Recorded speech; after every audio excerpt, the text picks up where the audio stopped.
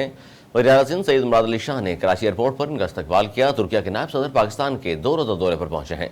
वज़ीर आज़म शहबाज शरीफ और तुर्किया के नायब सदर कराची शिपयार्ड में तकरीब में शरीक हैं। दोनों आज PNS तारिक की लॉन्चिंग तकरीब में शिरकत करेंगे। ज़राए का कहना है कि पाकिस्तान में तैयार होने वाला दूसरा मलजिम क्लास कोरेट PNS तारिक आज लॉन्च किया जाएगा। इस मौके पर पाकिस्तान और तुर्किया में दिफा समेत मुख्तलिफ शोबों में ताउन के लिए मफाहमत की यादाश्तों पर दस्तखत मुतवक्किल हैं।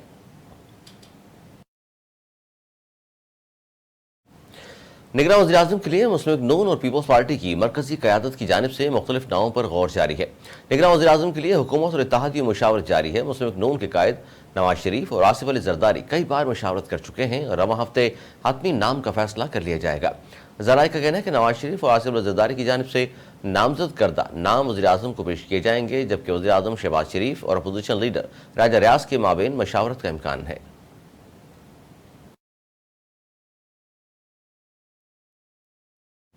वज़ीर मुमलिकत बराए petroleum senator doctor Musaddiq Malik ने पेट्रोलियम मसनूआत की कीमतों में इजाफे की वजूहात बयान की हैं। एक बयान में मुसद्दिक मलिक ने कहा कि बैनुल अक़वामी सतह पर तेल की कीमत में इजाफा डॉलर और रुपए की एक्सचेंज रेट की वजह से पेट्रोल महंगा हुआ। उन्होंने कहा कि पिछले 15 दिन से आलमी सतह पर तेल की कीमत में हर रोज़ $2 योमिया इजाफा हो रहा है।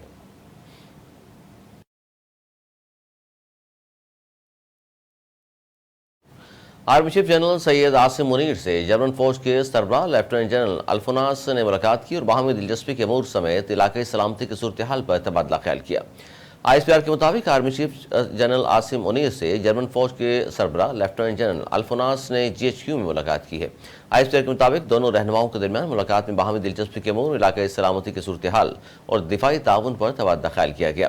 मुलाकात में तमाम शोबों में दो तरफा ताल्लुकात को मजीद फ़रोग़ देने की ख्वाहिश का अदा किया गया। लेफ्टिनेंट जनरल अल्फोनास ने दहशतगर्दी के खिलाफ जंग में पाक फौज की कामयाबियों और खित्ते में अमन व इस्तेहकाम के लिए पाकिस्तान की मुसलसल कोशिशों को सराहा।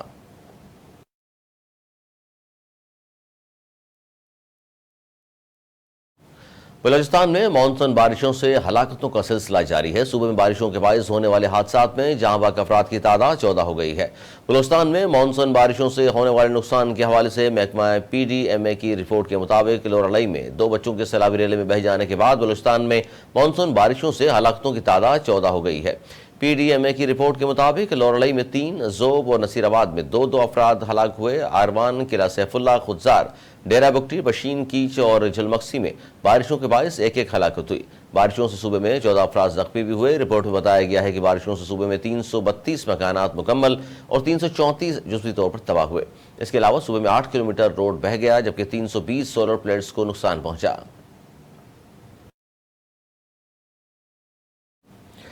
वज़ीर आला सिंध सैयद मुराद अली शाह से नीदरलैंड की सफ़ीर मिस हैनी डी व्रेस की मुलाकात हुई है। मुलाकात में 2 तरफा ताल्लुकात और बाहमी दिलचस्पी के अमूर पर गुफ्तगू हुई।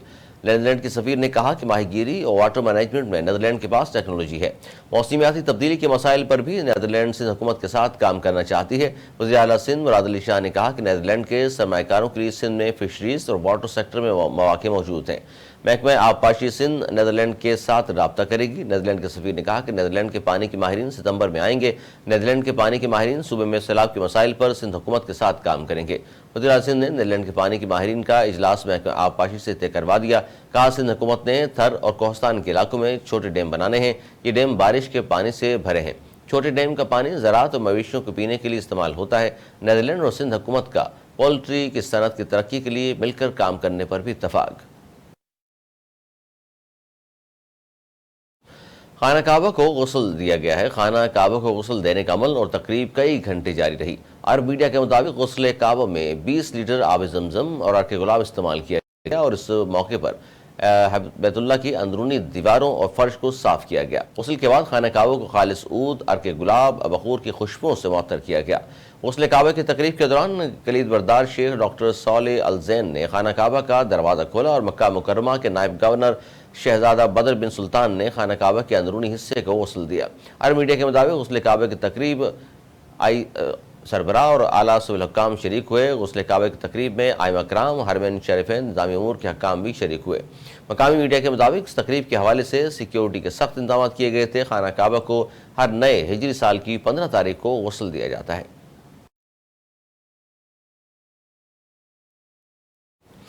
अमेरिका ने बाजोड़ हमले की शदीद मजम्मत करते हुए जानी नुकसान पर गहरे दुख का इजहार किया है। ترجمان امریکی محکمہ خارجہ میتھیو ملر نے باجوڑ میں GUIFA کا کارنر میٹنگ خودکش دھماکے کی مذمت کرتے ہوئے کہا ایسے حملے پرامن اور جمہوری معاشروں کی توہین ہے۔ انہوں نے دہشت گرد گروہوں کے مشترکہ خطرے سے نمٹنے کے لیے پاکستان کے ساتھ مل کر کام کرنے کے عزم کا اعادہ کیا۔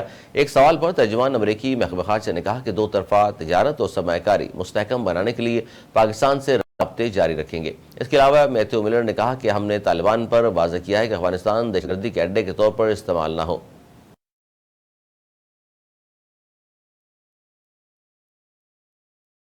سابق امریکی صدر ڈونلڈ ٹرمپ پر فرد جرم عائد کر دی گئی۔ بین الاقوامی خبر رساں ادارے کے مطابق سابق امریکی صدر ڈونلڈ ٹرمپ پر کیپٹل ہل حملہ کیس میں فرد جرم عائد کی گئی ہے۔ کہا گیا کہ انہوں نے 2020 کے الیکشن پر اثر انداز ہونے کی کوشش کی۔ ان پر کار سرکار میں مداخلت کرنے کا الزام عائد کیا گیا ہے۔ ڈونلڈ ٹرمپ پر لگائی گئی فرد جرم میں ان پر امریکہ کو دھوکہ دینے اور لوگوں کے حقوق پامال کرنے کے الزامات شامل ہیں۔ سابق صدر پر تیسری بار فرد جرم عائد کی گئی ہے۔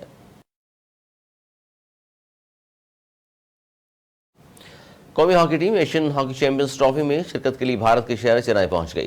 ایشین ہاکی چیمپئنز ٹرافی کل سے شروع ہو کر 12 اگست تک چنئی میں کھیلی جائے گی۔ پاکستان سمیت 6 ممالک اس ایونٹ میں شریک ہیں۔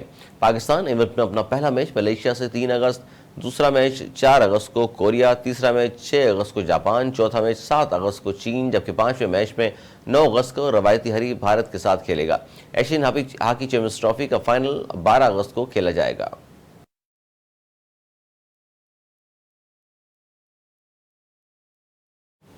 نیوز اسٹوڈیو سے فی الحال اتنا ہی۔ مزید نیوز اپڈیٹس کے لیے دیکھتے رہیے اردو نیوز نیٹ۔